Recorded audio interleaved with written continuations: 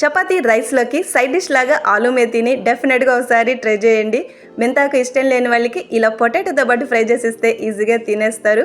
ముందుగా పొటాటోని పీల్ చేసి కట్ చేసి పెట్టుకోండి. కడాయిలోకి ఆయిల్ యాడ్ చేసి జీలకర్ర ఆనియన్స్ యాడ్ చేసి లైట్గా వేగనివ్వండి. నెక్స్ట్ ఇందులోకి కట్ చేసిన తెల్లగడ్డలు అల్లం యాడ్ చేసి లైట్గా వేయించినాక ఎండుమిరపకాయలు కట్ చేసిన పొటాటోని యాడ్ చేసి లైట్గా కలర్ చేంజ్ అయ్యే వరకు పొటాటోని వేయించుకోవాలి. పసుపు చిల్లీ పౌడర్ కూడా యాడ్ చేసుకున్నాక పచ్చిమిరకాయలు కట్ చేసిన టమాటోని యాడ్ చేసి టమాటోని లైట్గా ఫ్రై చేసుకోండి. సాల్ట్ నీళ్ళని యాడ్ చేసి పొటాటోని కుక్ అవనివ్వండి. ఇవన్నీ కుక్ అయ్యేలోపు మెంతాకుని రఫ్గా కట్ చేసి తీసుకోండి.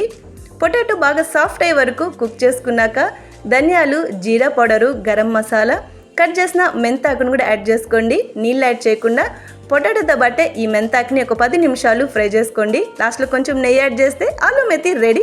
ట్రై చేసి కమెంట్స్ చేయండి.